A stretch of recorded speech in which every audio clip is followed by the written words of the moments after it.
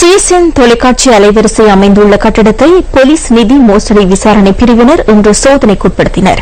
மதிப்பீட்டு திணைக்கள அதிகாரிகளுடன் போலீஸ் நிதி மோசடி விசாரணை பிரிவினர் பத்திரமூலையில் அமைந்துள்ள சிஎஸ்என் தொலைக்காட்சி சேவையின் கட்டட தொகுதியை இன்று சோதனைக்குட்படுத்தினர். இந்த கட்டடத்தை நிர்மாணிப்பதற்கான செலவு தொடர்பில் இதன்போது மதிப்பீடு செய்யப்பட்டதாக போலீசார் கூறினர். இந்த சந்தர்ப்பத்தில் சிஎஸ்என் தொலைக்காட்சி சேவை அமைந்துள்ள கட்டட தொகுதிக்கு உரித்துடையது ராஜபக்ச மன்றத்தை சேர்ந்த அதிகாரிகள் சிலரும் பிரசனமாகியிருந்தனர். கட்டட நிர்மாண பணிகளுக்காக சுமார் 200 மில்லியன் ரூபாய் செலவிடப்பட்டுள்ளதாக போலீசார் கூறினர்.